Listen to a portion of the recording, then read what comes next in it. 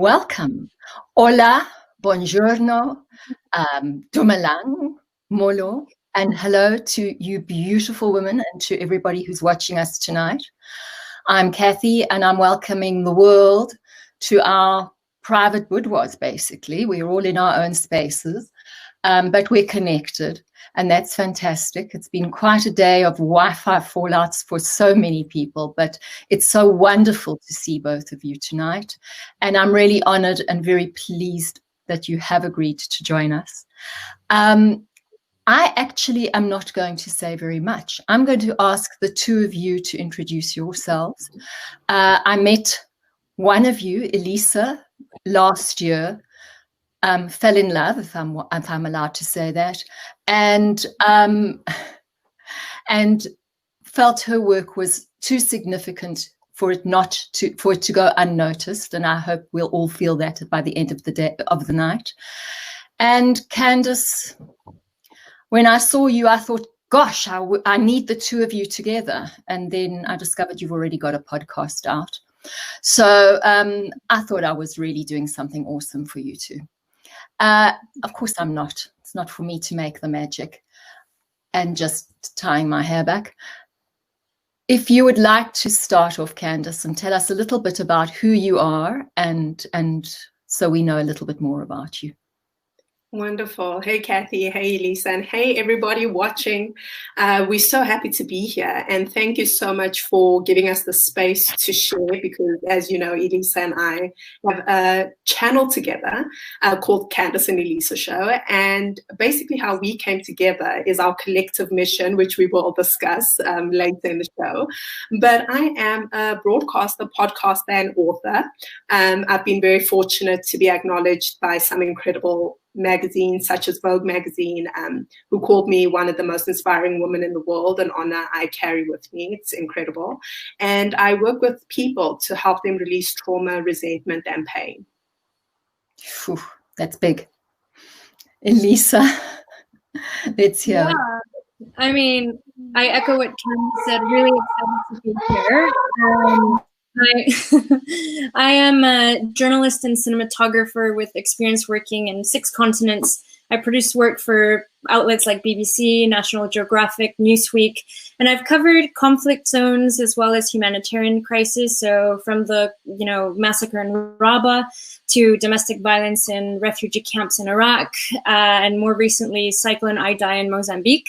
And I'm the author of The Spiral of Containment, Rape's Aftermath, which is a traveling art exhibition addressing rape and 25 survivor stories.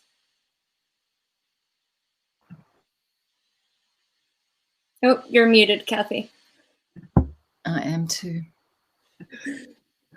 I was muted because I have a little dog who lives in the house, and he thought he needed to be louder than you. Very powerful stories. Thank you.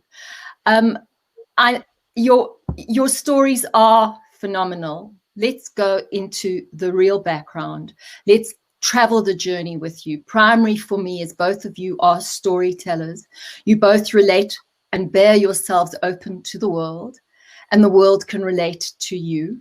And that's the magic. But you also take us with you, and you encompass us, and you grow us all.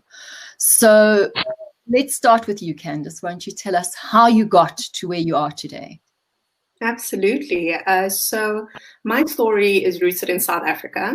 For those people who may be watching who are not South African, we have a deeply troubled past as a country, and we suffered through apartheid. So when I was 9 months old, my father was brutally murdered by an apartheid assassin by the name of Eugene de Kock.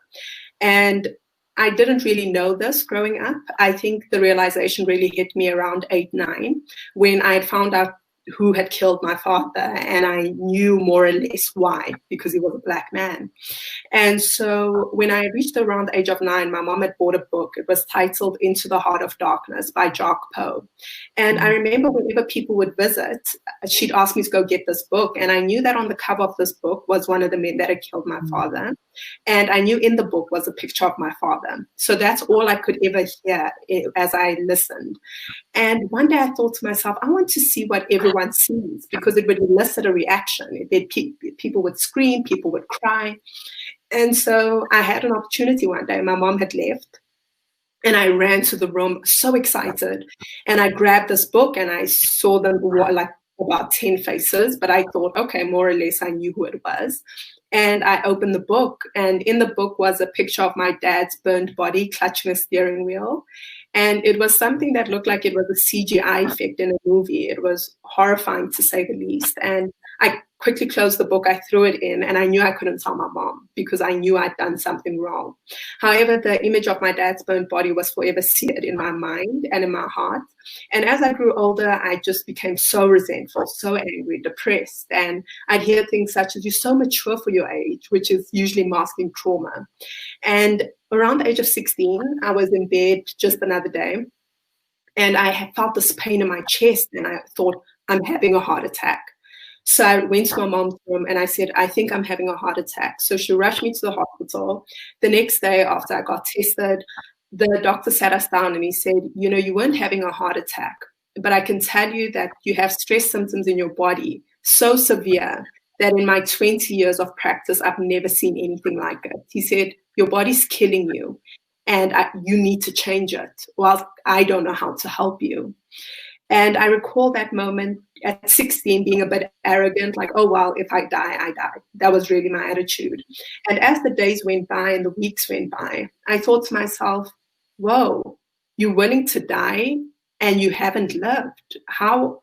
You are giving this man so much power. So he killed your father and now he's going to kill you. And it was that moment where it felt like my life changed. And I really started going on a journey of exploration, of finding out information. And I went on a fact-finding mission for Eugene. And I found out who he was, what he looked like, what drove him, and all these things. And I started slowly but surely forgiving him. It was an unconscious thing that I was doing, but it was just more focusing on myself. I just wanted to survive. And I got to 23 and I thought, hey, I'm happy. Like, my life is doing great. And I got an opportunity. The MPA called my family and asked, would we like to meet this man who had killed my father? And for the first time, I thought, whoa, did I forgive him? What is going to happen? So we met up with Eugene, and, they set up a table. It was very much like a dining room setup, and it was members of the National Prosecuting Authorities. It was my family and myself. It was the commissioner of the prison and a priest. And a chair was open close to me. And they said, Eugene's going to be sitting here. Are you okay with that? And I said, whatever, like, we can sit wherever he wants. And so we were just chit-chatting amongst ourselves, and I looked up and there he was. And for the first time, my breath was just taken away. I was like, whoa, I did not expect that. And it was, I don't know if I expected trumpets but I expected something. And so the conversation started. They introduced each of us individually, and with each one of us, he'd lean forward and say, "Pleasure to meet you." So they'd say, "This is Candice, my daughter of the deceased Glenn Masilo," and he'd lean forward and say, "Pleasure to meet you," and lean back. And so, the conversation started, and he spoke about how they ambushed my father. And when Eugene was watching, because he wasn't supposed to be a part of the operation, he saw that my father was getting away. So he decided to run down the Nelspruit Bridge, and he emptied out his magazine cartridge on my father. When he still saw signs of life in the vehicle, he doused them all in fuel and he set them alight. And so he told us the story, and it was the first time we got the real facts about what had happened. And so my family, a lot of conversation happened, but my family started saying, Eugene, I forgive you, I forgive you, I forgive you, I forgive you. And for some, I'm very talkative, but throughout that interaction, I was just floored. I couldn't say a word. And finally it got to me. And I said, Eugene, I want to say I forgive you. But before I do, I want to know one thing. And he looked at me and he said, yes, anything. And I said, do you forgive yourself? And for the first time, this man, who was so stoic throughout our interaction, looked away. He started fidgeting. And then he looked back at me and he said, every time a family...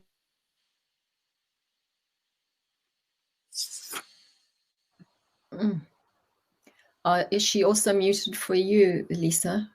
And so he looks away and then he dabs out of his eye. Are we back? We back? So he looked back at me and he dabbed the side of his eye and he said, when you've done the things I've done, how do you forgive yourself? And I just burst into tears at that moment. I just started sobbing. And I recall I wasn't sobbing for myself and what I had lost, but I was sobbing for the human being I saw in front of me. And I knew that there was nothing I could do to take away his pain. And so they dismissed the meeting. I got up first and I went around towards him and I said, you know, Eugene, would you mind if I gave you a hug?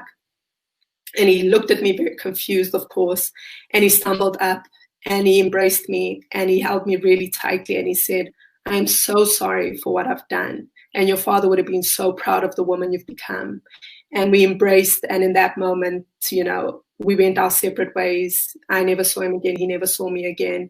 But I knew that I had forgiven him, and I went on to advocate for his parole, which he got. And yeah, I wrote my book, and this is why I'm here now. Oh, you know, I know the story. I wasn't expecting the tears. So thank you for sharing.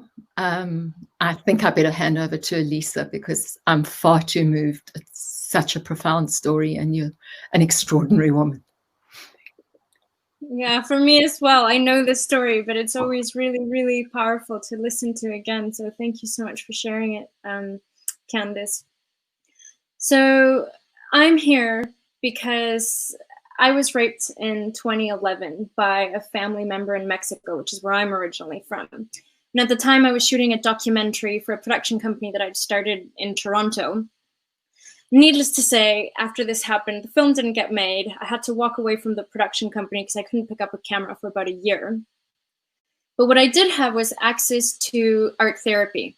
And it was through art therapy that I was able to come up with this image that has just come on your screen, which is basically the feeling of being stripped bare and having the painful reminder that at some point you had wings, but they were no longer usable.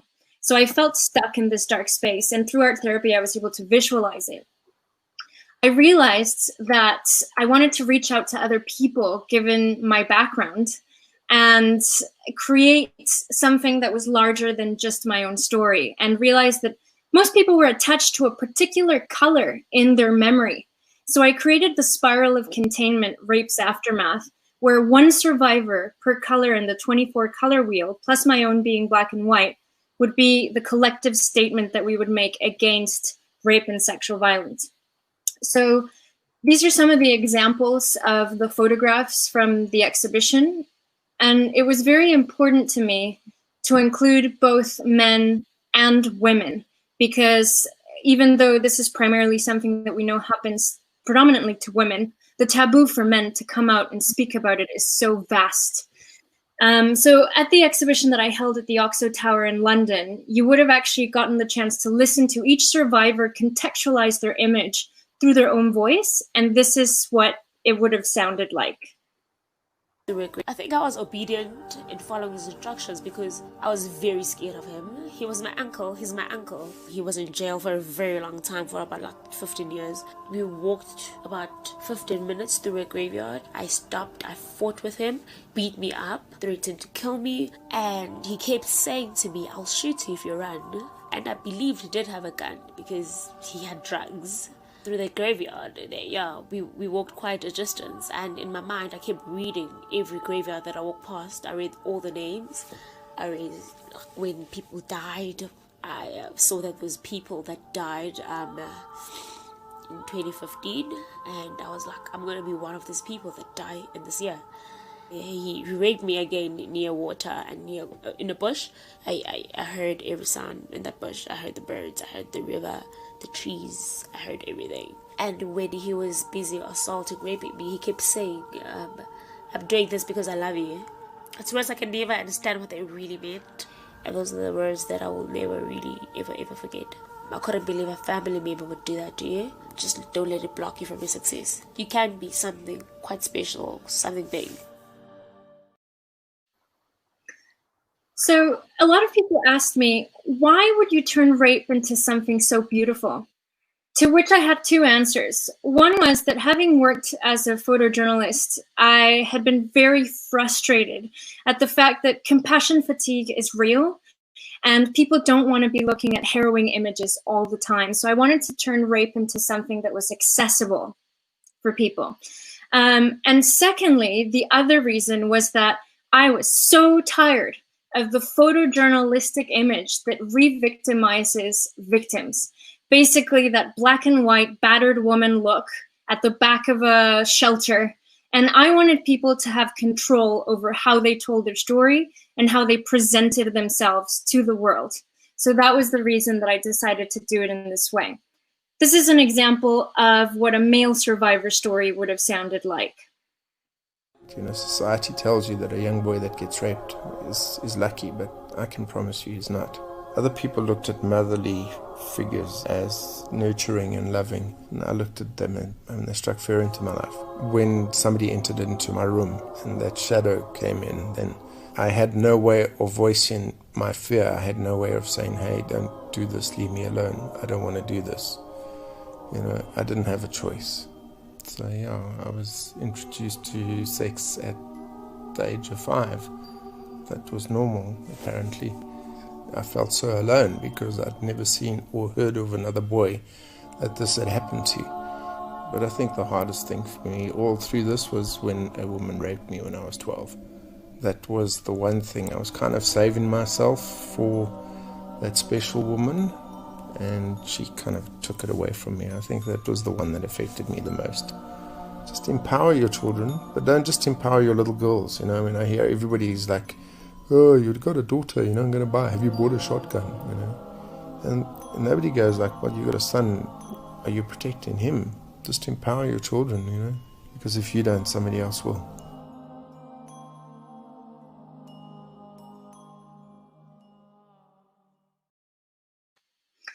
So the title of the project, The Spiral of Containment, alludes to the cyclical nature of healing trauma. It's not a straight line. It's not a stepping ladder. It's something where you're up and you're down.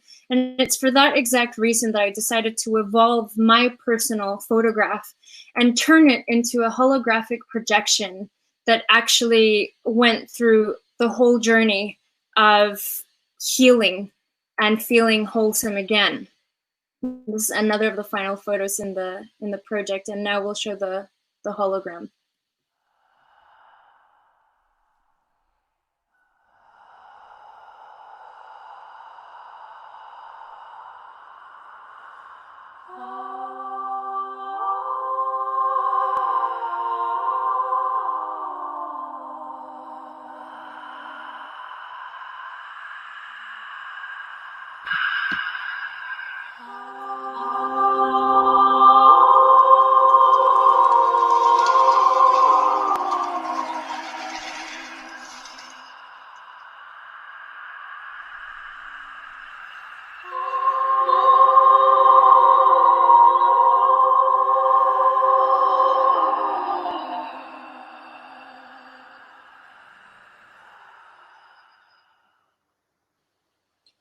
So although expressing trauma through art is not a one-stop shop to we're healed, we're done, it's a journey, it's a lifelong journey, I do think that myself and everyone who participated in this project, we shifted forward in our healing process.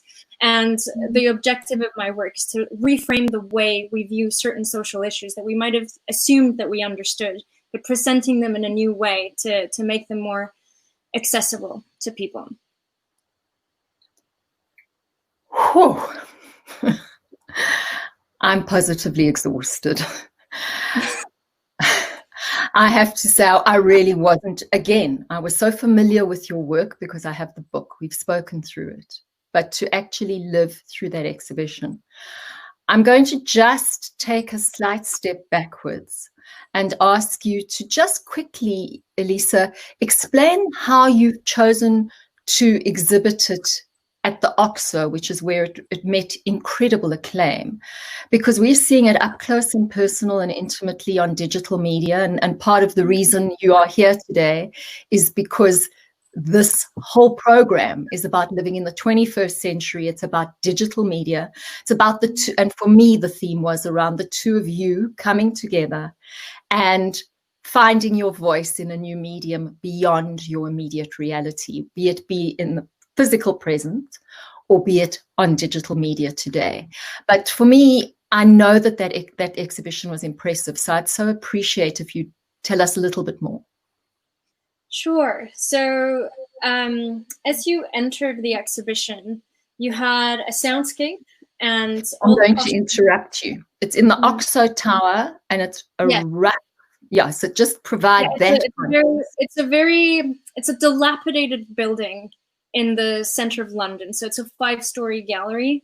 And basically when you'd come in, you'd have all the costumes with a soundscape, and then you'd move into actually cycling through the color wheel. So from red, orange, yellow, through different rooms. And you actually had to walk up through the rooms in a kind of spiral-esque way and listen to everybody's voices going at the same time. And the reason they were all going at the same time is because I feel we have a bombardment of information coming our way at all times. And it's our responsibility to actually actively choose to listen and do something about it. So we had people like really going in to hear. There were props, it was multimedia, so it's photography, soundscape, and then at the end, there was a large 4-meter by 16-meter depth holographic projection, which wrapped it all up as my artist statement, basically. Sure. It's so huge. So for me, let's take one step further now. I want to understand from both of you how this has healed you and how you've gone on to work with other people to heal them. Obviously, we've ended with you, Elisa, and I have so many questions for you, Candice. But let's start taking the journey and see why you landed where you landed and what you're doing currently to assist. And I think this is a very powerful time. Another reason I think we're together today is because the world, for the first time, simultaneously, is in trauma. For the first time, the so-called Western world, so-called developed world, not so-called Western, but so-called developed world, is directly affected by this pandemic since last century. Previously, it's always been that much further from us. We didn't have it in our living rooms, and we didn't have people right next to us dying. It was always over there. Elisa, you've worked in a foreign correspondent environment. So suddenly we are all here together and we're dealing with collective trauma. Help, guys, help. Tell us how we can get through this, please. And you choose who speaks first. That's a big prompt, Kathy. And I mean, heal the world, okay? And make it a better place, as Michael Jackson would say. Maybe rest in peace. And everyone else. Sorry, maybe it's bad. So I think for me, I mean, in the work that I do around trauma and healing, I have a very strong belief that society, we need to heal ourselves first before we focus on collectively healing the world and our communities. And I think we found ourselves in a perfect storm of sorts. We found ourselves in at the time of Corona, the time of Black Lives Matter, the time of Me Too. So it's this brewing pot of just so many things coming to the surface. And I always say to people, for me, when you realize that when you take race outside of an equation in terms of George Floyd, for example, and you look at that officer as an individual and you say, okay, all these racial maybe stereotypes aside, or we take away the notion or the idea that this man might be racist. And we just look at what causes a human being to take another life so haphazardly, so, off the shoulder. So almost there was nothing in his eyes when he did what he did. And so to me, that always comes down to what's the trauma he's feeling, what's the trauma he has not addressed, and why was he allowed to go into the police force with this unaddressed trauma. And so it's so important that as a society, we start taking accountability for our own BS. And we say, this happened to me, but it does not justify these actions that move forward or that I move forward with. Because in many ways I could have said, my dad was killed by an apartheid assassin, therefore I'm going to become a rampant racist and, just spew hatred everywhere. And I think society's got a way of condoning that kind of behavior. As soon as someone acts badly, we say, but their mother left, but their father didn't do this, but their partner did this. And we need to start saying, you cannot change another human being. It's impossible. And I think it was Mother Teresa who said, whenever you think about changing someone else, look at how difficult it is to change yourself.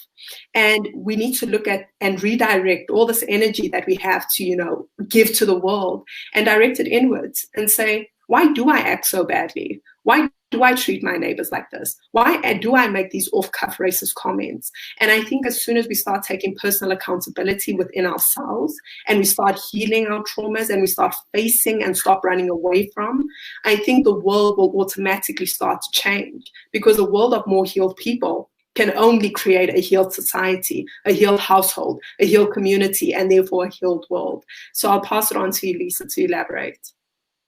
Yeah, I completely agree with everything that you said, Candice. And I think what we're seeing right now, we have so many divisions in the world, whether it's culture, whether it's race, gender, language.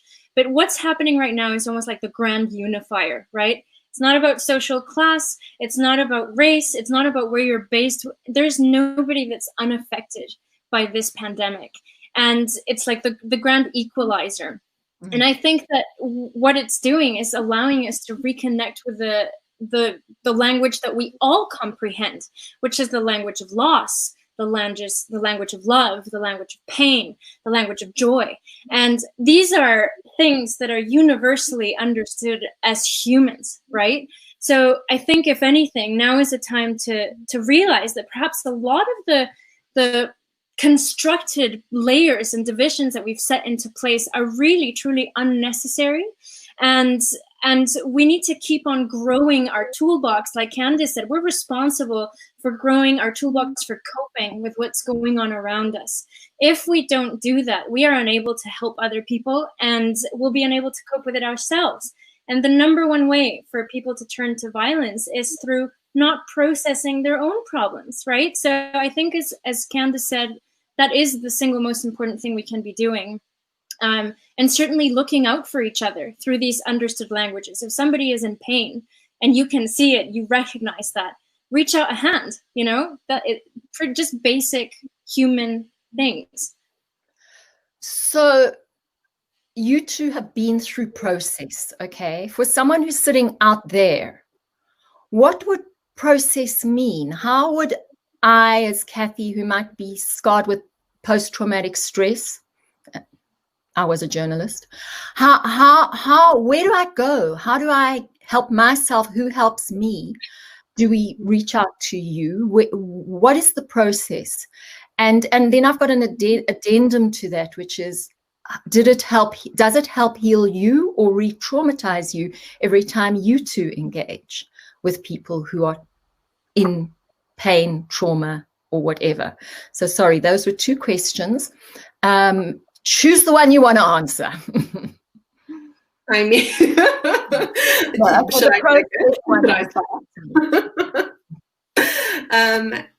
it's really, I think, coming to the first question about process and pain, I think it's very important to realize, as Elisa said in her work, The Spiral of Containment, that pain and healing is not linear. And I think as soon as you take that pressure off yourself, that it's supposed to look like this and it's supposed to be streamlined. And I do first step, second step, third step, and I'm healed. Unfortunately, that's not how it works. And I found that for me, the first thing to do and the most important step in healing is acknowledgement. Acknowledge your pain. Acknowledge how it wounded you. Acknowledge in which arenas this wounding has spilled out into. Because without acknowledgement, it's very difficult to move forward. And I would say then the second step would be, I've acknowledged, now what, right? And for me, when I say take accountability, I use this word very loosely. It's not take accountability for the incident that happened. Take accountability for your emotions. And what I mean by that is, forgiveness to me is releasing yourself from the emotional attachment you hold towards an incident. So when you take accountability, you say, I did not deserve that. I did not deserve this person to come into my life and wound me. I did not deserve the trauma. And I do not think what they did is okay. However, in order for me to move forward, in order for me to become the person I was born to become, because it's so important not to be married to a narrative. And that's what trauma tends to be. It tends to be the overarching narrative of our lives. And when we don't heal it, we can die with that pain. And so the person who hurt you did not hurt you once. They hurt you again and again and again. And therefore, who really had the power over your life? This other person. Their life went on. They probably had a family, the things probably moved on. They probably didn't think about you again. But the power you gave them is that was so autonomous and so omnipresent that they became the God of your life in many ways. So for me, when I say take accountability, I mean, say, you know what? This happened and it sucked, but I refuse for this to continue to control me. I refuse for this to be the narrative. I refuse for this person to script my life. And therefore, I want to heal. I want to move forward. And taking those two decisions very consciously and very deliberately, when you do bump into those roadblocks of, process of whether you're speaking to a psychologist or you're purging your emotions, you always have your North Star, which is I want power over my life. I deserve power over my life. And so that is the most important thing you need to start marrying. You need to leave the narrative of trauma and you need to get married to the narrative of power and say that thing that happened to me did not define me. Mm-hmm. I am more than it. I have, overpowered it. I have overcome it. And it is so important to remind yourself of that, because sometimes when you are in a trauma or you've experienced trauma, it's so easy to look at yourself as, I'm a victim of. No, you're an overcomer of. That thing was supposed to destroy you, and it did not. You are still standing. And therefore, it's about reframing your experience. And I think realizing and giving yourself self-compassion, instead of saying, I'm stupid that this thing keeps affecting me. No, say, you know what? I'm a badass that I've overcome that. Look at me. I'm still standing. I'm still, doing things in my life. And this thing that would have destroyed so many others did not destroy me. So I know it doesn't seem like a practical tool, but I would say for me, the biggest thing when approaching healing is changing how you think around it. You have to have a fluid mindset. You have to have a mindset of power, empowering yourself. And then whatever tools you incorporate, whether it's art, whether it's therapy, whether, all these practical, real down to earth, things you can do, become so much better and they become much more ingrained in your character. So I'll pass it on to Elisa. Before you do, I've got a burning question. And my burning question is, what inspired you? Did you predetermine that you were going to ask Eugene de Kock the question you asked him that changed the moment? How much work had you done prior to that? What led to that? Yeah, that's a very powerful question. I hadn't even thought about what the encounter would look like. I had an idea more or less, and I thought I'd be much more chatty and much more, of myself in that exchange. But I was very quiet and I was very observant.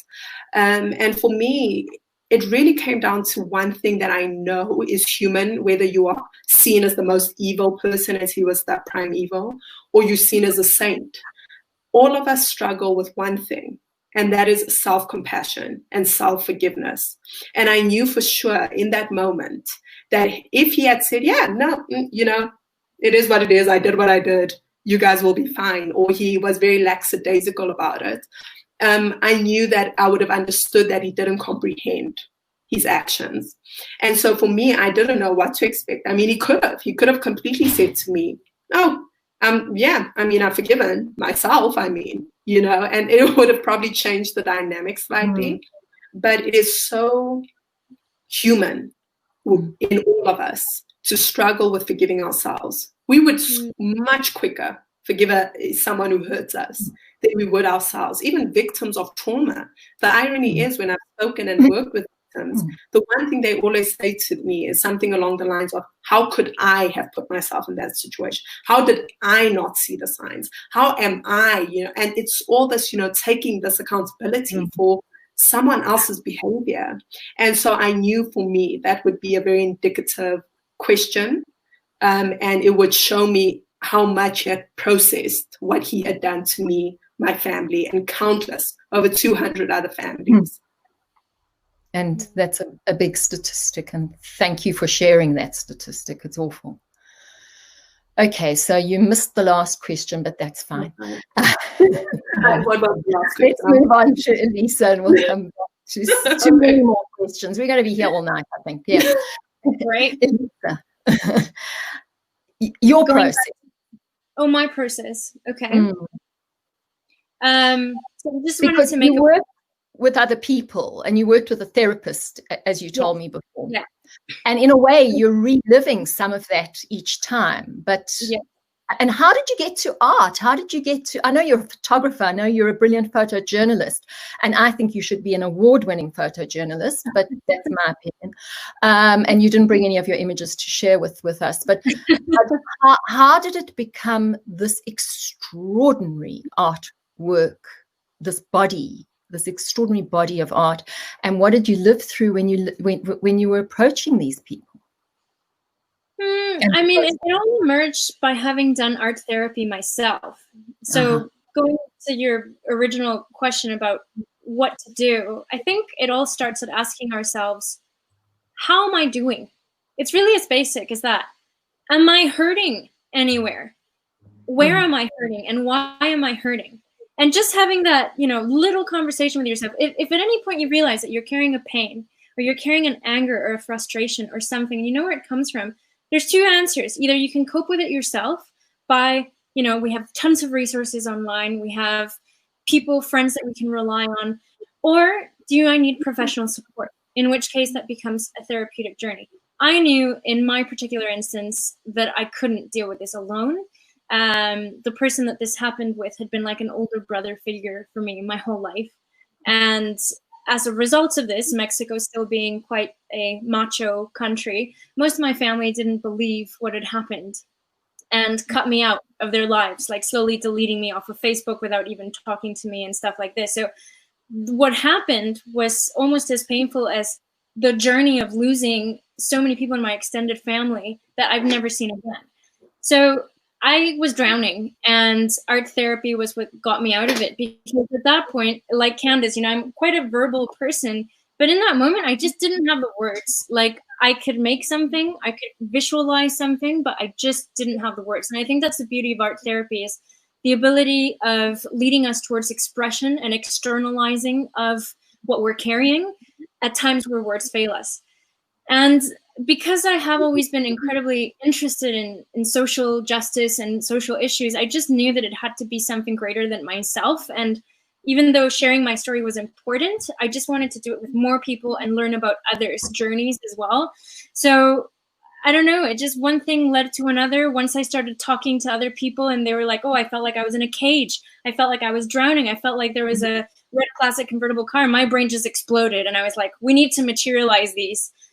At the beginning of people sharing their stories, I felt very hurt. And it wasn't re-traumatizing, but I would find myself often crying with them as they narrated their story, out of sometimes empathy and out of sometimes having gone through the exact same thing. But now, I mean, I receive stories of rape and sexual assault and different types of violence very often. And I just find it such a privilege that people would confide in that way and share in that way. And I think it becomes a gateway where you create this sisterhood and brotherhood, across genders, across races, where people feel understood and able to connect with others. And I just think that's incredibly valuable. Wow. Candice, your family, how did they respond? What was their response to your forgiveness? I just want to actually just touch on the question I remembered as Elisa answered hers about re-traumatization.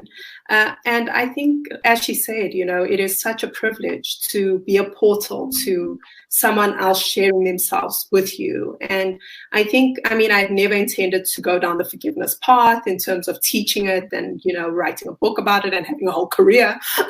But hey, here I am. And I remember it was every incident with or every time I'd give a talk or I was on TV interviewed or whatever it was, every time without fail, 3, 4, 5 more people, if they could access me, would come up to me and they would always start with the following words: I have never told anyone this, but when I was 3, this happened, or when this happened, or this happened. Why, you're the only person I've ever been able to confide in. And I just started seeing this over and over. And I spoke at a school, and one young girl, and the teacher told me afterwards, he was like, she's never spoken. Like, she's so, just really painfully shy. And, we were so surprised that she raised her hand to speak to you. And I remember she stood up in the crowd and she shared such a traumatic incident. And she started sobbing. And I remember firstly, I was just jumping off the stage and I had to go and embrace her. But it was just one of those moments I knew that I would be, my story fortunately serves as a conduit to others' pain, and therefore being able to have that, to me, is just, it's a privilege beyond words. So I don't experience the re-traumatization as much as I am just so privileged and so grateful that I get to be this. And as far as my family is concerned, I've got, of course, this is a trauma that has really broken apart my family in terms of a traditional family structure for most.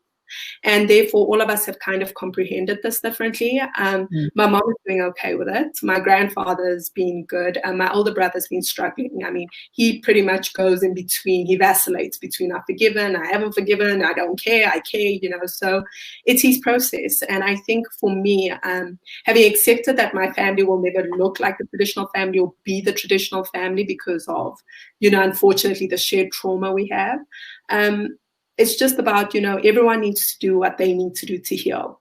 And I would never, force feed or project or say, you have to forgive because it is, so much better for you. I believe it's so important for people to live their life journey. And when it is your part to play in that journey and you can be of service, then do that. But when it isn't, I think it's very important to let people have the experience and respect that and step away when it doesn't maybe look like your experience, Mm-hmm. Right. So now we're in COVID land. We're in 2020. We're all in lockdown. The two of you have started this extraordinary podcast. What did you call it? Not a podcast. What did you call it? An online talk show. Okay, and the Candice and Elisa show, correct? Now, Elisa, I know you don't want me to say this, but why is it called the Candice and Elisa show? No, simply because we couldn't find another Instagram handle. Until our names are known, like Ellen and Oprah, we have got to pump them out there all the time. I like that one. I like them both.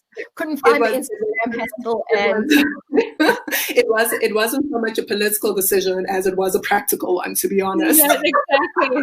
You had 5 minutes to go on air, and what were you going Yeah, honestly, we didn't care. I think, but I also think that it's actually an interesting question because I'm pretty sure that some people would engage in that and be like, why Candice first? Or if it had been Elisa, it would have been, why Elisa first? And I think for us, it's just, we didn't approach. Yeah, yes, exactly. But it's also, we didn't approach this project from ego. And I think both of us had such a long-term vision for what we were creating that it wasn't something that mattered. We didn't care whose name came first. Because Judi Dench is incredible and she usually goes at the end of the credits as and Judi Dench, so it really doesn't matter if you come first or last, right? It just is. You're first, Candice. So I am kidding. It matters all three.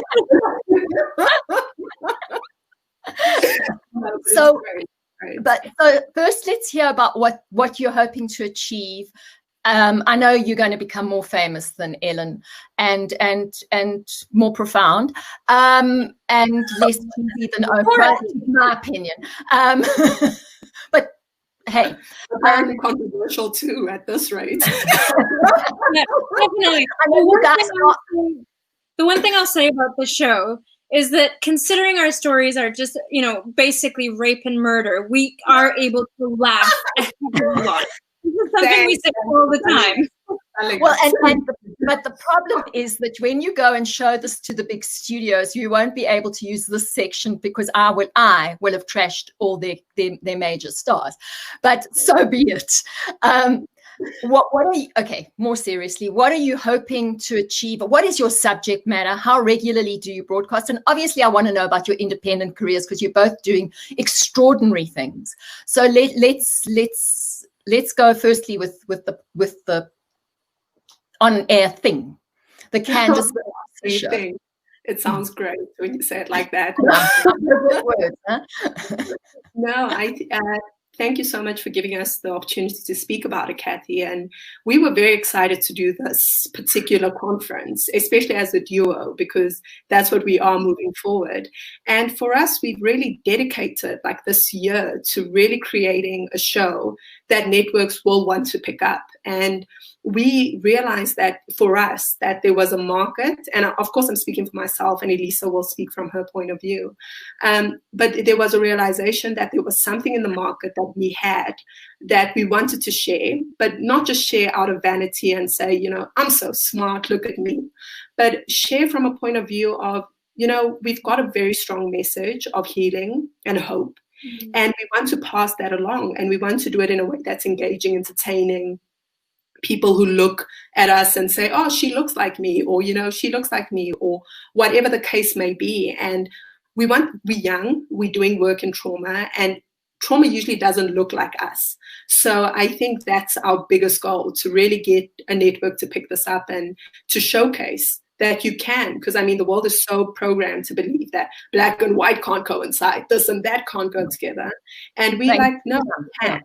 It can, and it will, and it does. And yes, the Candice and Elisa show, and it's on Instagram, it's on Facebook, it's on YouTube. So yeah. Fantastic. Okay, we've got very little time left. So I'm going to pass it to Elisa to tell me what she's been doing, what she plans to do, and then back to you, Candice, after that. So currently I'm working on something called the Feel Better Project, which is actually looking at the other side of the coin, which is the perpetrator side. It's going to be a documentary. At the moment, it's a website, thefeelbetterproject.co.uk. And it's just trying to understand what leads someone to committing violence, and how is it that societally we can help people at that stage. So not wait for one perpetrator to have 6 victims, which is the statistic in the UK at the moment, but actually trace it back to how can we support this person at this level, because they are also more likely than not a hurting person, as we've talked about throughout before. So that's the current thing. And like Candice said, trying to get this show as strong and positive and, out there as we can, and working together. And hopefully you're going to be bringing your exhibition to South Africa when COVID is over. Which it was supposed to go to Cape Town, but hello COVID. So hopefully when things start to ease, it'll go down there. Absolutely. We certainly would want it to come here because there's so much we can all share. Candice, you do amazing things all the time. What's the next big one? What are the current ones? Yeah, so as Elisa said, we're trying to get this show up and running and in as many homes as possible. And another thing I'm doing is I'm a podcaster. So I've got a podcast called Coffee with Candice. I speak to remarkable people from across the world. Today I spoke to Evie Pompouris, who protected 4 US sitting presidents, and she's just a remarkable woman. So yeah, I'm trying to empower people in as many ways as possible. Oh, and I have a book, by the way, so go get that. Forgiveness Redefined, guys. Get my book. That was all. Very So, and Elisa's also got a book. So guys, go get the books, look them up. Difficult names to spell, but the name's up there so you can see it. And not Candice is less difficult. I'm like, and I have to say, for the first time on air, I think Candice now is pronouncing Elisa's name correctly. Thank you so much. Praise the Lord. Allah Buddha. because I always say Elisa. I'm South African. We always try to shorten it. If there was one thing we've achieved tonight. And I know everybody's going to want to know how you two met and what work Elisa did in South Africa. And some of the people in her photographs are South African. And of course, she's now married to a wonderful South African, but they moved to the UK as COVID hit because both their careers needed that at that point. But hey, guys, there's so much more. Anyone out there, go and look these amazing women up, support them. And thank you for sharing your lives, for bearing your souls, and for taking us into a digital era where there's value, meaning, and profundity. I thank you once more, and for the privilege of sharing your stories, entrusting me with the story and entrusting our audience with it. Thank you so, so much, and have a fabulous day. Thank you. It's been great.